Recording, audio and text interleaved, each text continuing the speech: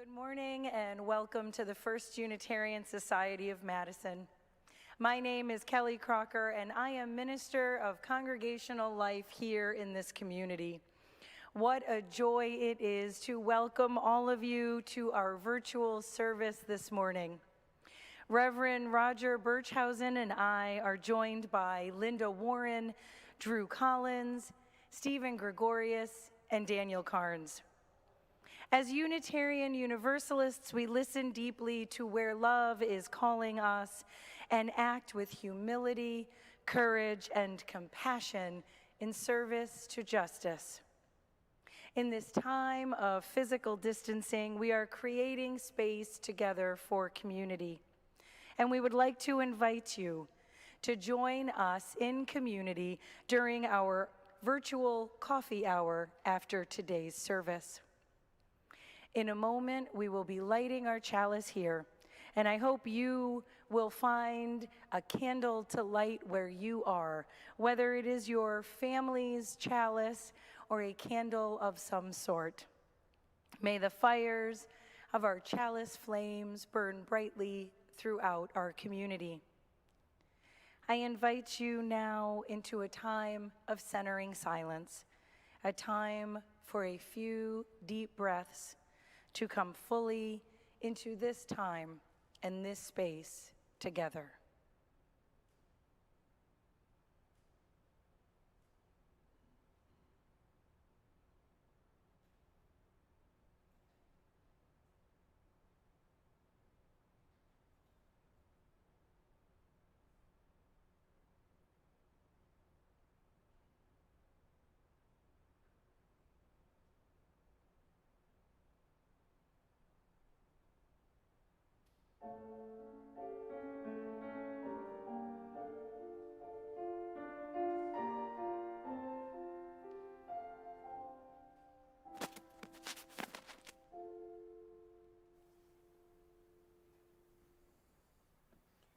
Good morning. It's also a joy this morning to be joined by Heather Thorpe. Our opening words are adapted from Katie Romano Griffin. Come, let this virtual space of hope and community be a place of joy. Come, let us enter this space with our sorrows, our joys, our passion, and compassion. Come, let us enter the space with the stories of our ancestors, for their strength and wisdom beat in our hearts. Come into the space, present to the beloved companions who move beside us.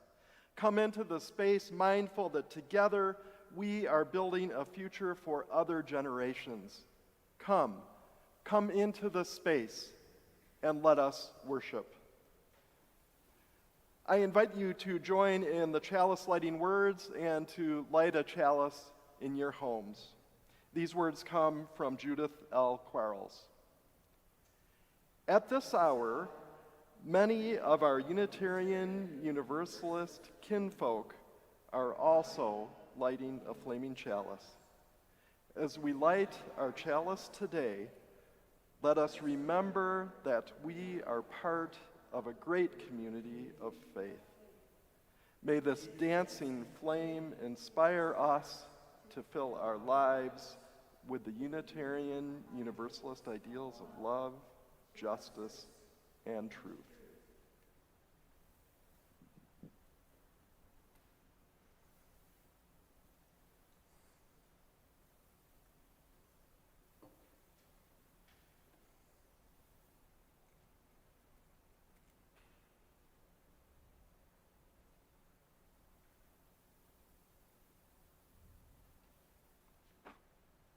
And now, please join us in singing hymn number 1051, We Are.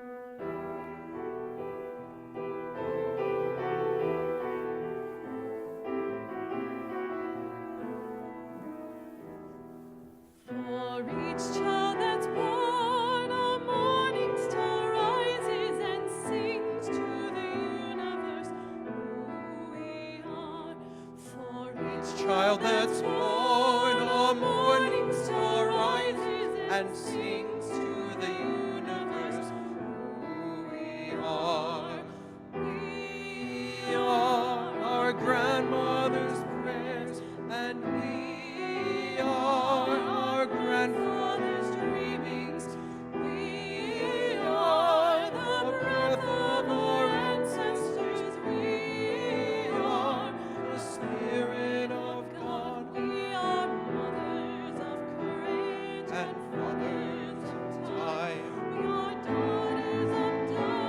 and the sons of great vision, sisters of mercy and brothers of love, we are lovers of life, and the builders of nations, we are seekers of truth, and keepers of faith.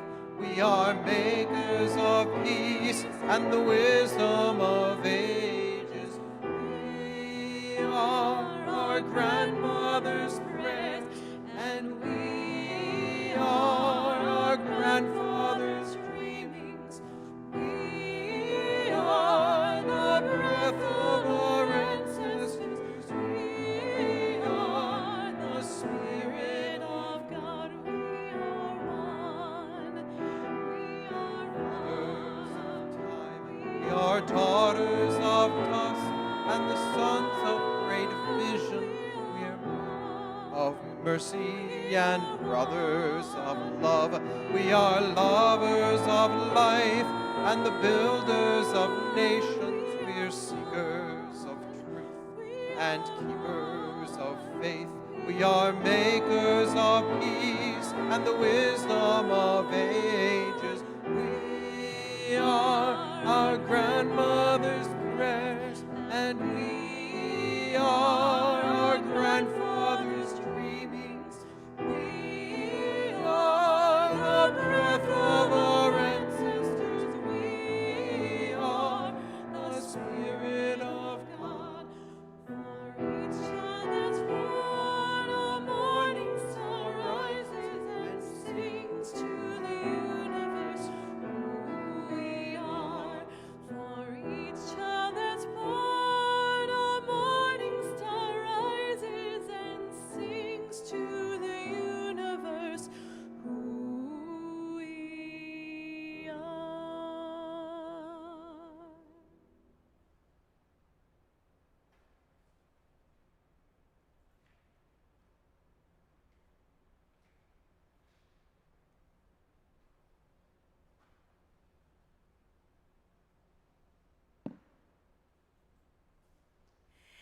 This morning, I'd like to ask you to put your imagination caps on so that we can pretend together.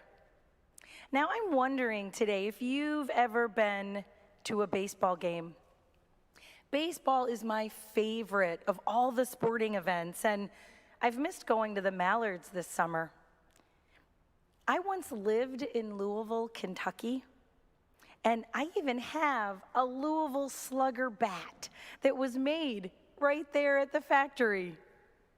I don't really have a team that I follow except for maybe the Mallards. And I wonder how many of you follow a team that you think of as your team. Well, I have some bad news for us today.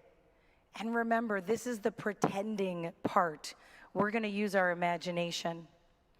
I've just received an advanced copy of a statement that's going to be released tomorrow by our governor. It's very surprising. You're not going to believe what it says. Hear ye, all citizens of Madison, Wisconsin, and its surrounding areas, effective immediately, are hereby notified that baseball is now illegal within our borders. From today onward, it is absolutely forbidden to watch baseball, play baseball, or go to a baseball game.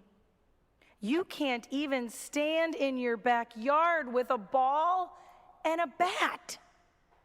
If you must, buy a frisbee or kick around a soccer ball. Don't ask why. We have reasons, and we mean it. No matter how old you are or which team you used to root for, you will be in huge trouble and go to jail for a long time if you watch or play baseball in the state of Wisconsin starting today. Baseball's going to be illegal. What are we going to do? I wonder what you would do if you could go to jail for playing baseball or for watching it.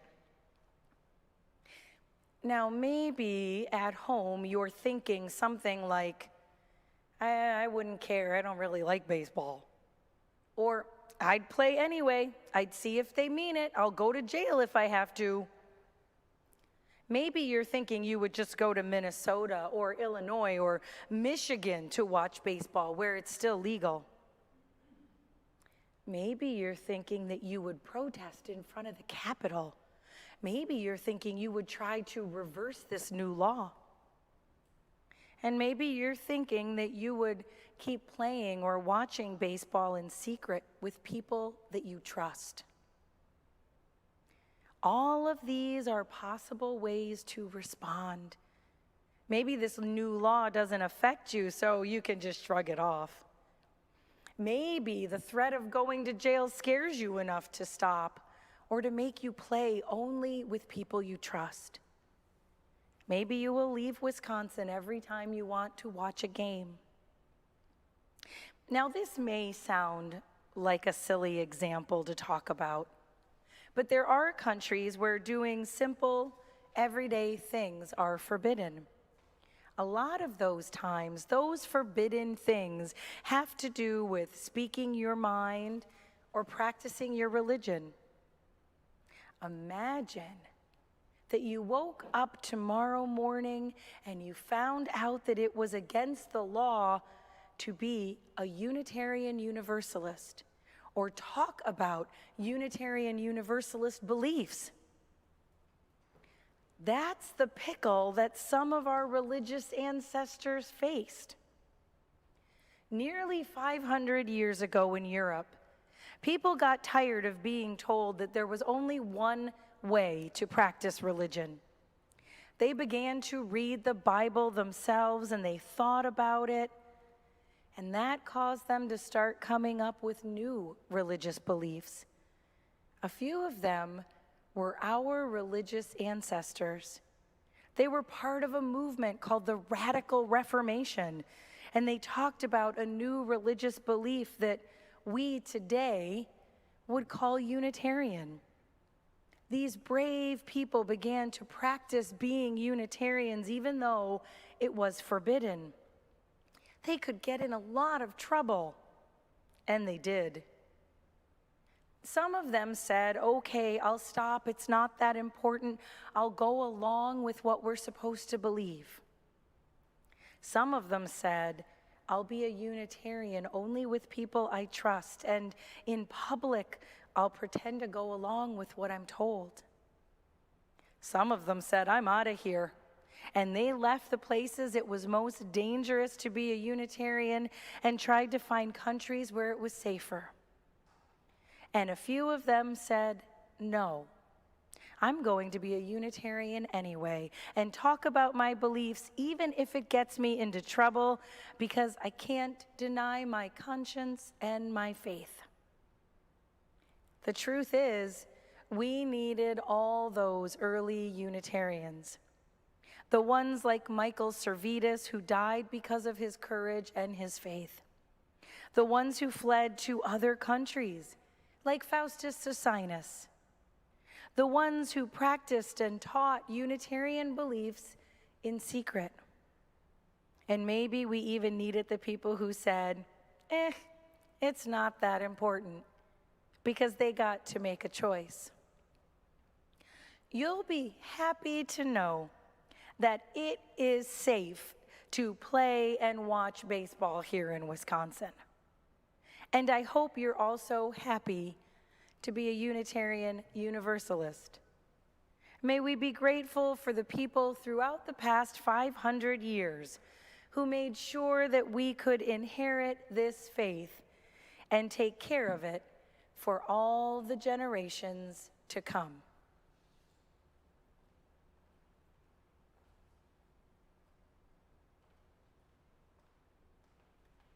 In 1897, French painter Paul Gauguin inscribed the following words on one of his paintings. D'où venons-nous? Que sommes-nous? Où allons-nous? Which translates to, where do we come from? What are we? Where are we going? Please join in singing hymn number 1003 with those very words, where do we come from?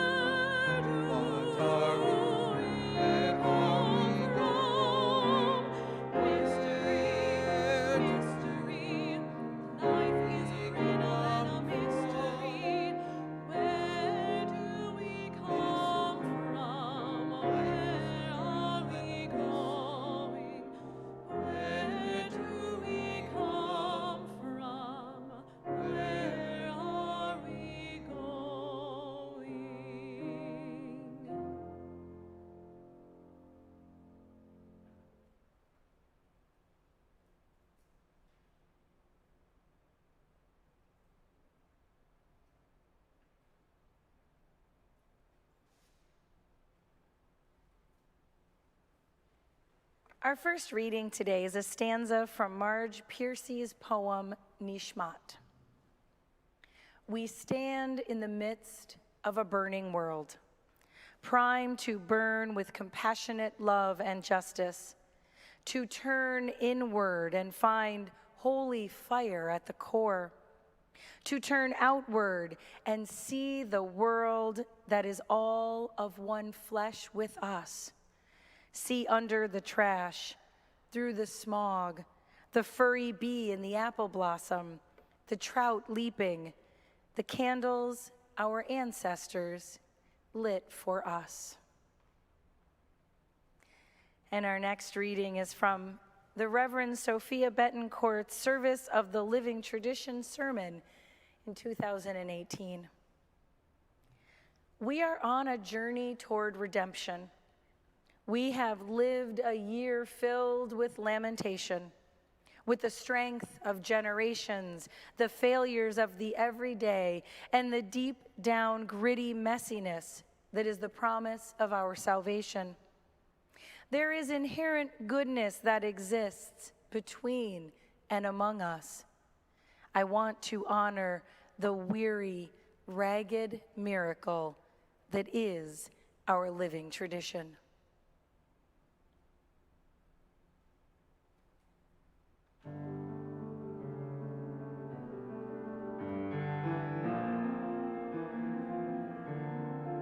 Each week.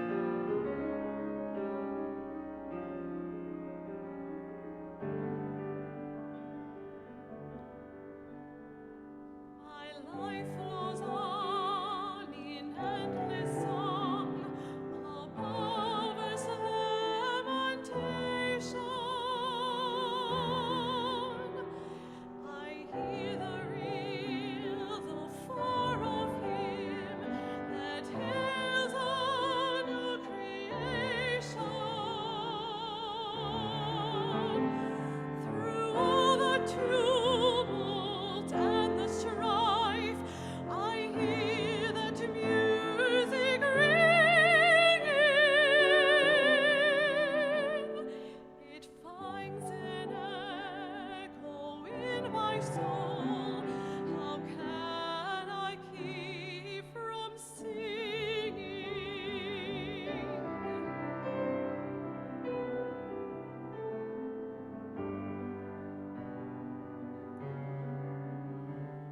I lift mine eyes, the crowd grows thin. I see the blue above it, and day by day this pathway smooths. Since first I learned to love it, the peace of peace makes fresh my heart, a fountain ever springing. All things are mine since I am His. How can I keep from singing?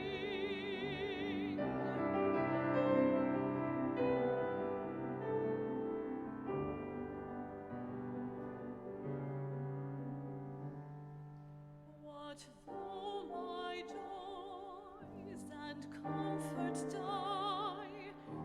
The love my Savior liveth. What though the darkness gather round? Songs in the night it giveth. No storm can shake my inmost calm. Who into rock I'm clinging. Since love is love,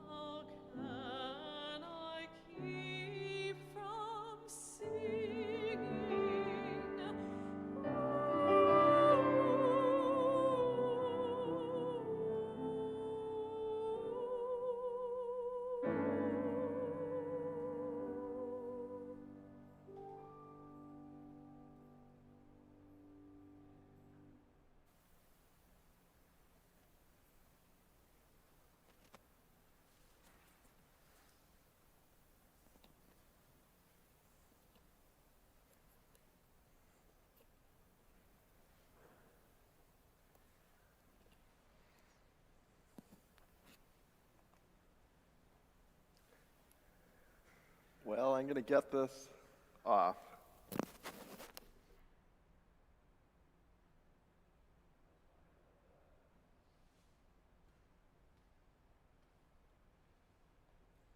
Thank you to Lorna for making this. I feel like I belong now. It matters what we become. It's tempting to think of the spiritual process of becoming as this upward, ever upward trajectory toward the future that we will somehow, for sure, become better, deeper, more whole people. But it doesn't always work that way. The trajectory is not always uphill.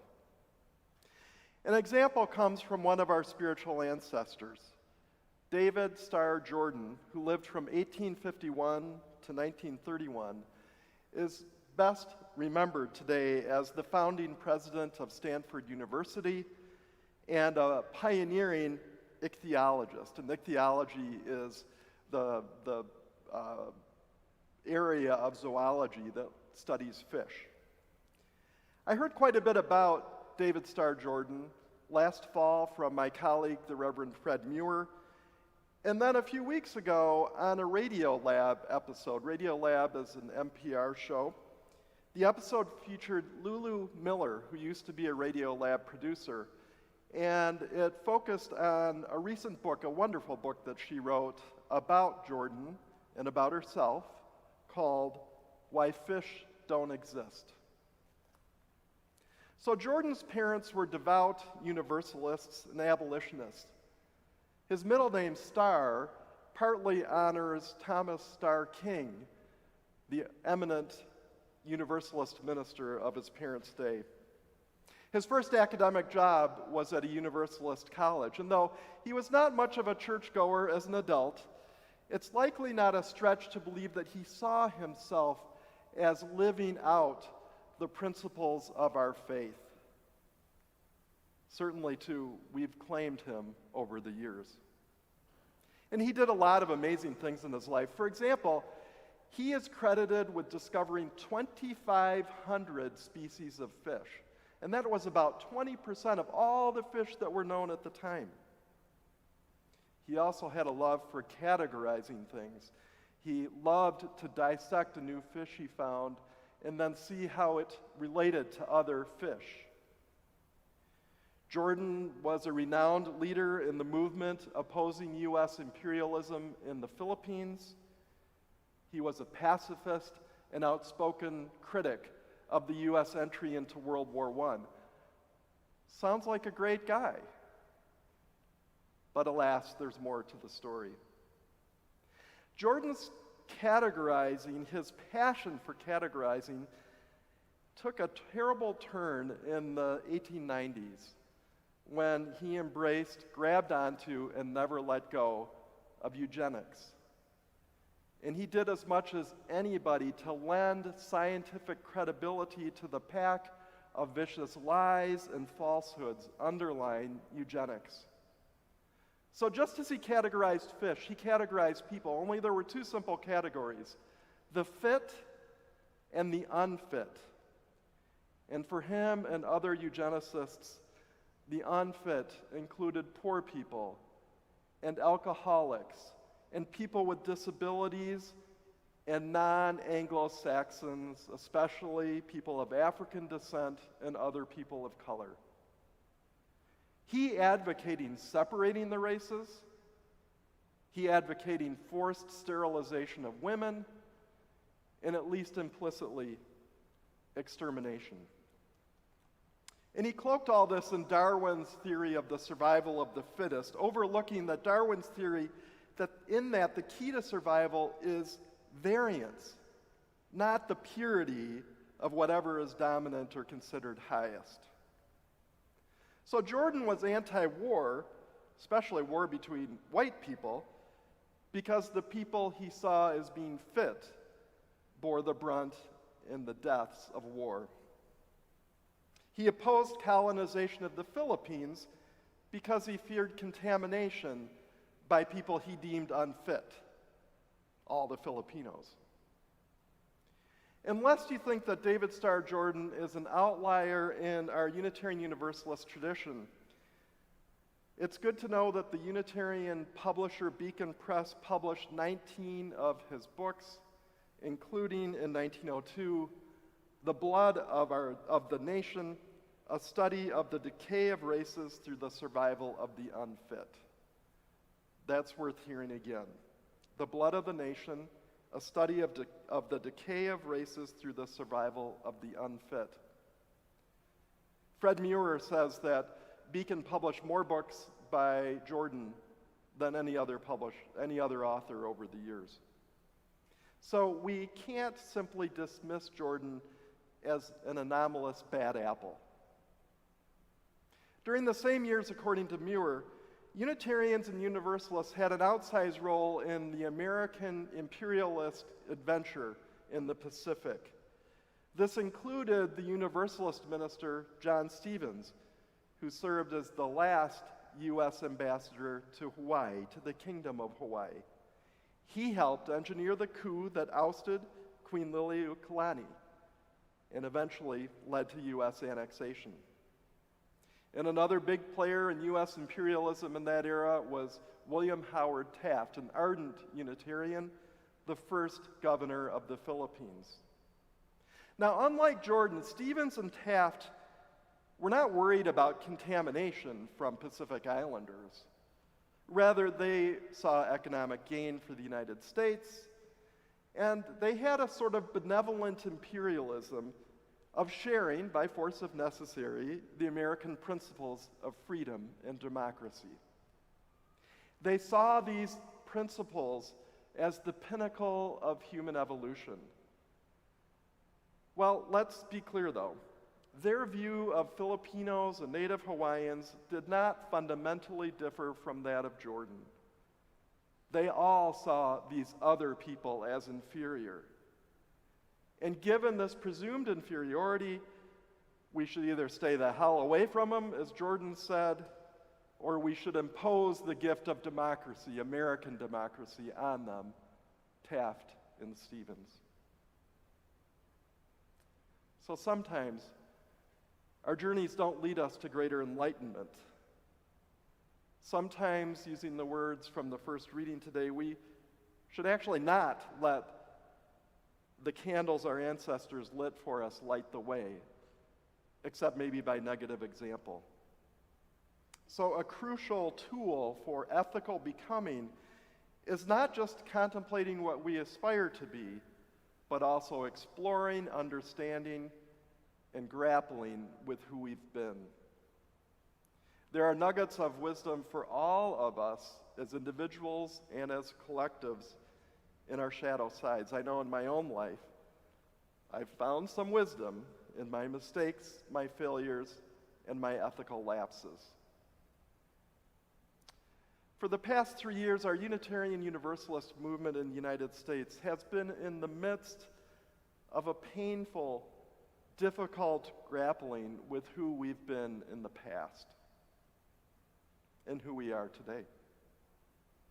For too long, we've dwelled on the courageous story of Francis David, who was imprisoned and died in prison because of his belief in the freedom of religion. We talk about him, but not Giorgio Biandrada, the Unitarian leader in Transylvania, who was partly behind David's getting put in jail. We've lifted up early American Unitarians like William Ellery Channing and Theodore Parker for their outspoken opposition to slavery. But we've ignored that Channing's congregation fired him because of his stand, and the Unitarian masses in Boston shunned and disowned Parker. We've celebrated Olympia Brown for her courage in becoming one of the first women ordained into the ministry in the United States, but left out that Unitarians and Universalists then had a backlash against women ministers that lasted for over 100 years, that we are still in the midst of coming out of. We celebrate that Beacon Press today has currently the 4th and the 5th best-selling books on the New York Times bestseller list, White Fragility and How to Be an Anti-Racist. But we ignore the book that they published by Jordan, The Blood of the Nations. In 2004, Beacon Press came out with a brief history of Beacon Press to celebrate its 150th anniversary, and they had only 2 sentences about its most prolific writer's white supremacy. A few of Jordan's arguments, they wrote, for peace are clearly dated, referring to eugenics and therefore unsettling to the modern ears. He often wrote from a biological viewpoint, noting that war hurt the species by removing the fittest from the gene pool. That's it. I encourage all of you to read the recent report written by the Unitarian Universalist Association's Commission on Institutional Change. This report is called Widening the Circle of Concern. And you can look in the red floors coming out this week and see a link where you could purchase a copy or download a free copy. For me, it's a must-read for every American Unitarian Universalist. But be warned, it's difficult to read because it pulls together without flinching so many of the times and ways our faith has failed to include Black people, Indigenous people, and other people of color. It also explores the cultural norms and the systemic structures of white supremacy that continue to cause harm to people of color.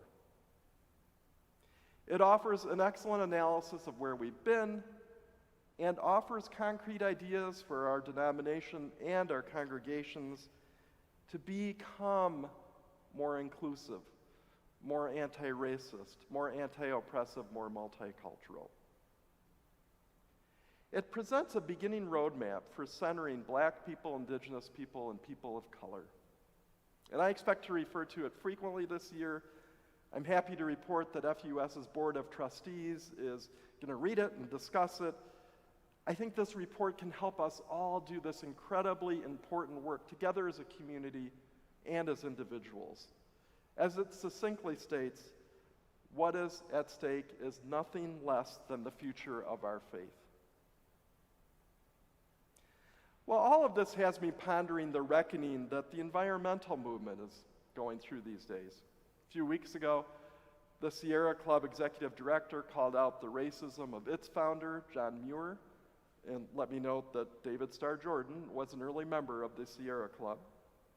The Audubon Society, nationally and locally, is wrestling with the uncomfortable truth that John J. Audubon enslaved people, that he articulated white supremacist views, and they're wrestling with the reality that sometimes it's white birders who treat Black birders as possible criminals, like the white woman infamously treated the Black birder in Central Park a few months ago. These are not trivial matters or sideshows or diversions for the environmental movement. White supremacy and racism have from the beginning been baked into the DNA of the environmental movement. And exploring, learning, owning this past is essential to the work of environmentalism today. I don't think, for example, that the environmental movement can effectively address climate change until it deals more fully with its racism and with the white privilege in its DNA. So white supremacy and racism have similarly been baked into the DNA of our faith. So the work of anti-racism matters. It matters to the environmental movement. It matters to our faith. To me, it matters in the same way that Black lives matter. Yes, other lives matter too, but we cannot truly speak and behave as if all lives matter until we first make it a reality that Black lives matter. Similarly, the environmental movement and Unitarian Universalism won't be able to make the difference the world needs us to make if we don't first figure out how to put anti-racism at the center of what we do. This is where the work begins today, and it permeates everything. anti-racism matters. This is why, in the spirit of Alcoholics Anonymous, Unitarian Universalists need to make an unflinching and fearless moral inventory of our faith, our history, our theology, our current reality. And for me, this unflinching and fearless inventory necessarily starts with the person that I actually have the most control over, which is me, and the local congregation I'm involved in, which is FUS. We need to do this work if we want our faith and our congregations to become the powerful agents of justice and inclusion that the world needs us to be. Our faith, our spiritual lives depend on it. As Sophia Betancourt puts it so poignantly in the reading Kelly shared, the promise of salvation lies in the deep down, gritty messiness. Friends, we need to dig into that messiness. We need to do that now. We need to do that together. It's not going to be easy, but that's how we're going to become the people the world needs us to become.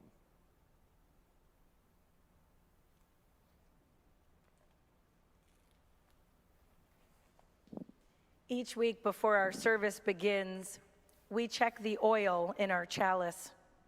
The light of our chalice would soon flicker and burn out without the oil that nourishes its flame. Like our chalice, our community cannot survive without your many gifts. The support, the volunteering, the connections, and the financial gifts. These are the oil that keeps the flame of our community alive and fuels our shared mission and ministry. So I invite you now into this time of giving, freely and generously to this offering which strengthens and sustains our community, a community of memory, hope, faith, and love. For we are now the keepers of its flame that burns for justice, its dream of beloved community, its vision of a world made whole. You will see on your screen that you can donate directly from our website, fusmadison.org. We thank you for your generosity and your faith in this life we create together.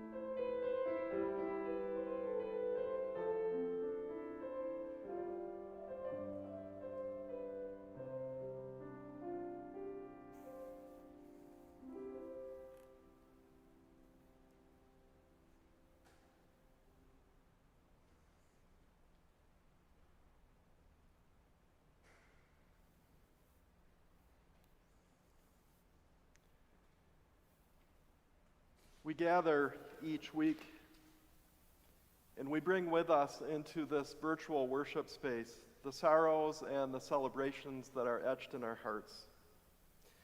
We share the burdens and the joys, and it helps.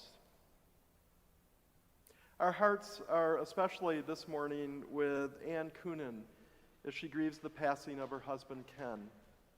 Ken suffered from heart failure, which worsened after a heart attack in January. His last days were spent at a Grace Hospice Care in Fitchburg, where he was tended by a very caring staff. He died the evening of August 14th, just a few weeks after his 77th birthday. Much love to Ann and their family today and in the days to come.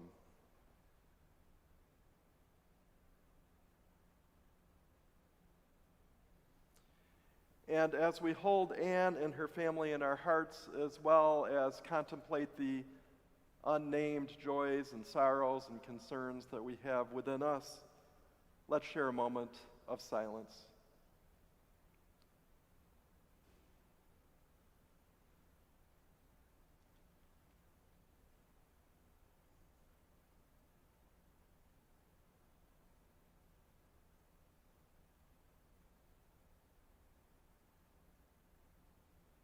Amen. Our closing hymn today is number 1020, Wayaya. It's a hymn that comes from the Ghanaian Afro-pop band in the early 1970s. Art Garfunkel picked it up a couple years later. This arrangement in our hymnal comes from the Unitarian Universalist Isay Barnwell of Sweet Honey in the Rock. I invite you to join wherever you are in singing hymn number 1020.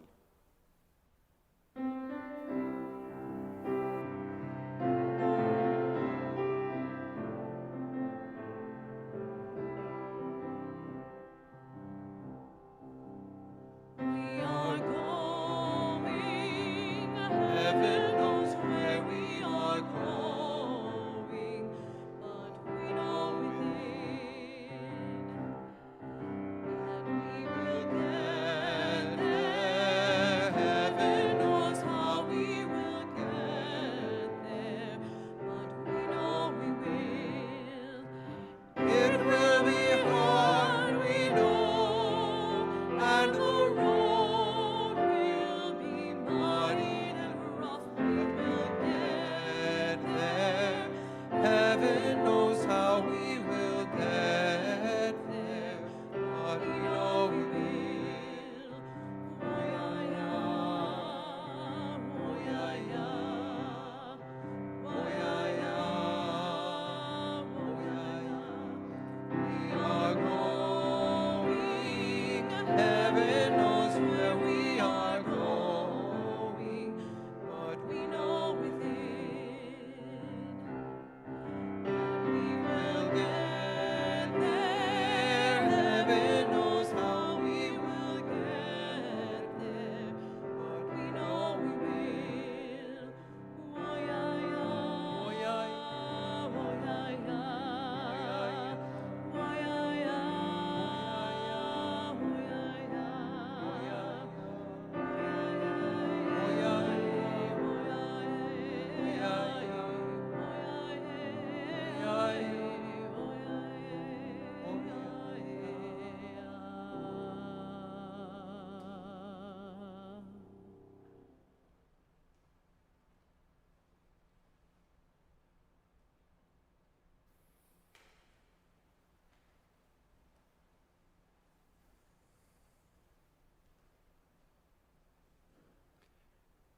May we do the difficult work that we've put off for too long. May we here at FUS, nationally as Unitarian Universalists and our global faith, may we become the beloved, inclusive community that we need to be. May you go in peace, and please stay for the postlude because it continues the benediction if you listen really carefully to Heather's words.